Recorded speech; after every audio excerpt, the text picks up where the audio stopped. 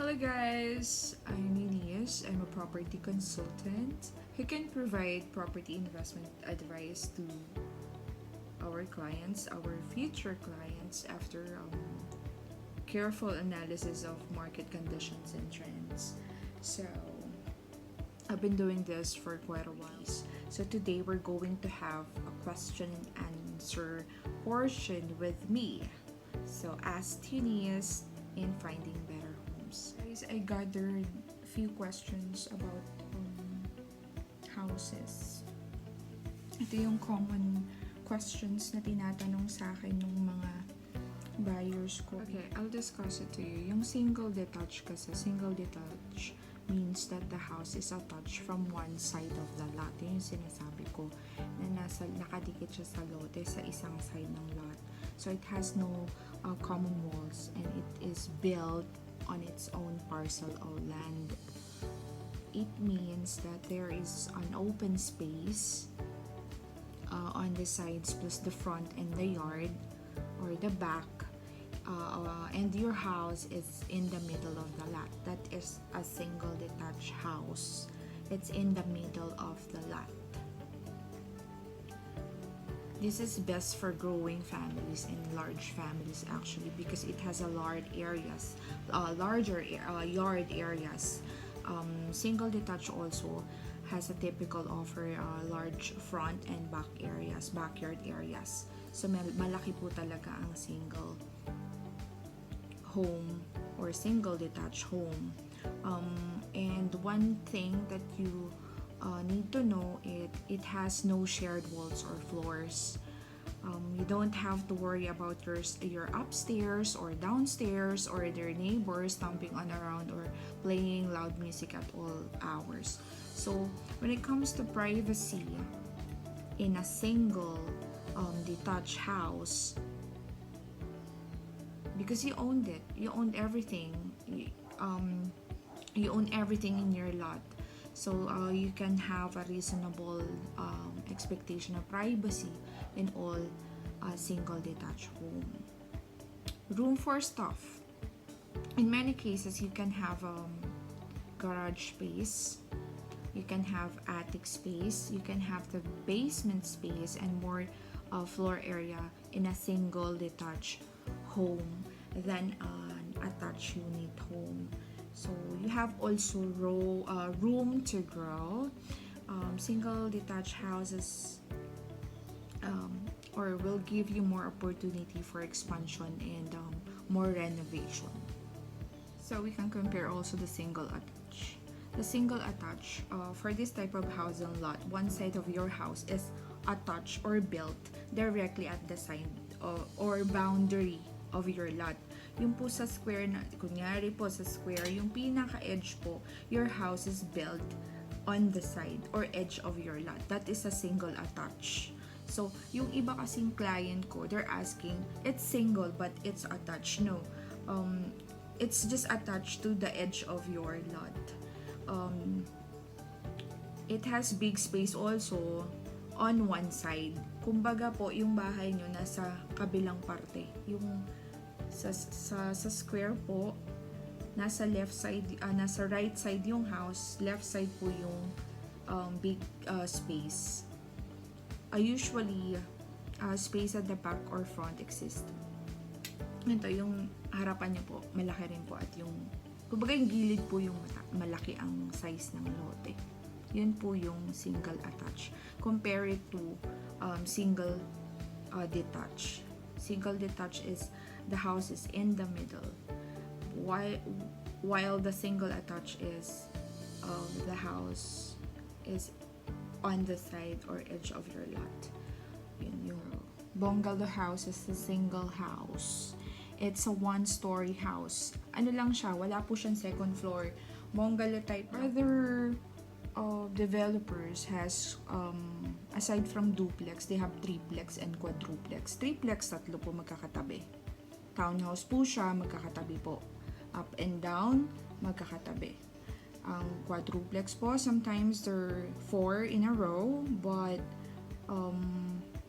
Other developers has yung magkatalikuran. 4 po, 2 entrance sa harap, 2 bahay na binebenta sa harap, tapos 2 bahay na binebenta sa likod. Yun po yung quadruplex. Other developers has that. Row houses. Row houses share the common wall. It is ground floor only, or these are clustered houses. Usually by 4, by 6, by 8, or 10 units. Ito po yung isang block na magkakadikit, but other developers has by 4, by 6, by 8, or by 10 units. Sometimes they have 15 units in one block. Magkakadikit po yun. Small cuts. Dito sa Pilipinas, sa market, maliliit lang po ang cut ng row houses natin. We have 24 square meters to 30, 32, like that. 36, meron pong 36 square meters. This is good for starter families or retirees. Yung kasyang-kasya lang po yung budget ninyo. Mababa lang po ang monthly ng row houses. Yun nga po, each unit typically have the same floor or areas. With the end, units enjoy the large lot areas. We have the end unit in the corner unit. Makakapag-provide to ng comfort, plus the convenience of condo living. You can convert your row house in a condo living type. So, depende na yan sa design nyo, guys. Maliit, mura, pero depende sa inyo kung paano nyo siya aayusin. This is less expensive compared to single and a townhouse, the row house. This is a townhouse, or we call it townhome. It's a single family home that shares one or more walls with other independently owned units. It's like a row house also, that it is connected to each other, the same uniform of the sizes, the exterior walls, and the roof, the lawn. They have uniform. The end unit is the end of the block, the end of the units. There's no road and the street existed, while the corner unit has the road you can pass by. Nadadaanan po siya at meron po siyang street na existed. Yun po yung corner. It has a bigger lot or space compared to the end unit. Another question here is what is pre-selling and what is RFO.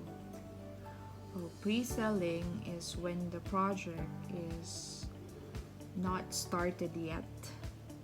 O ito yung hindi pa nabubungkal, wala pang land development, hindi pa naitatayo. Ang ready for occupancy, ito po yung, this is the time na ang project or unit mo ay available na at nakatayo na, ready na. In just a few months, 5 to 6 months, you can get it. Other developers, iba-iba po kasi ang policies nila eh. Like, they have 12 months, they call it RFO. Bago makalipat, 1 year pa po. Yung iba are ready for occupancy in 3 months, 6 months. That's the time you can get the house or you can occupy the unit. Yung pagkakaiba. We have also the ongoing construction, the OGC. Pag ongoing, ang developers naman po kasi ang nagbibigay kung ongoing na ba yan, pre-selling na ba yan, o ready for occupancy na. So, depende po sa developers. So, we have phases. We have phases of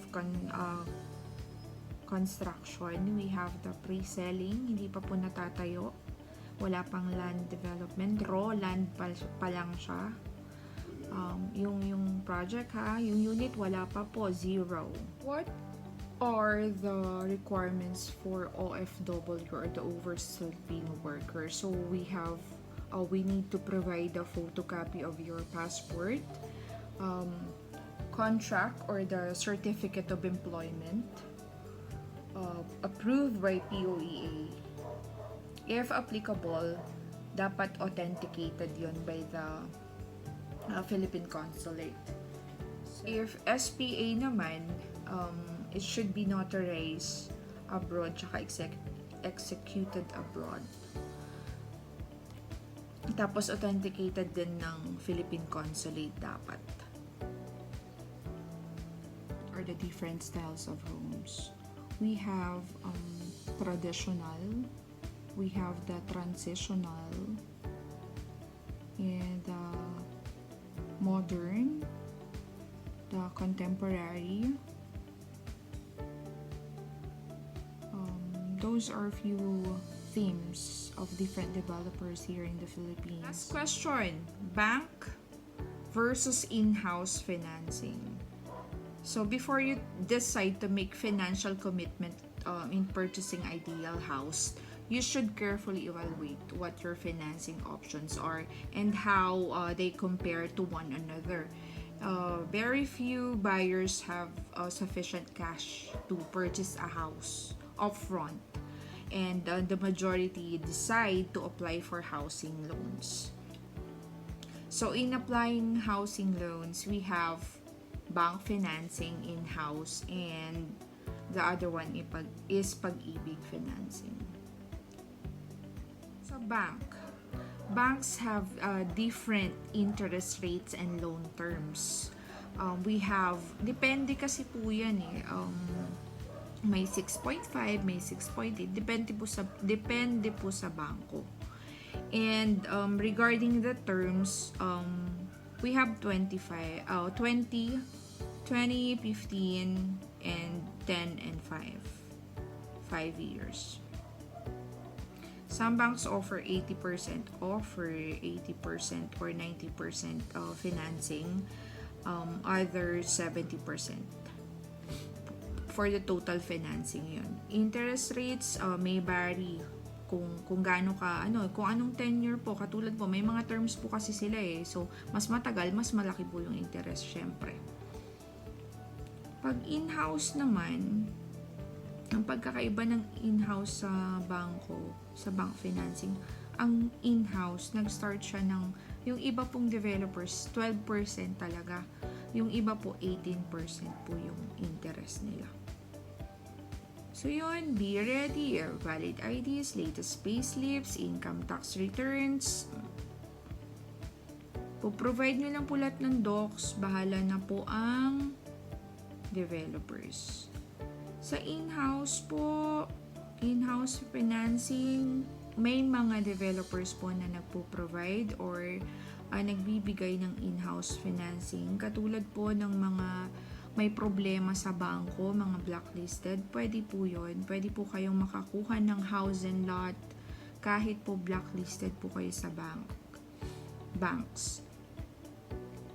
So, kailangan nyo lang po kausapin ng developers, ask them if they have the in-house financing.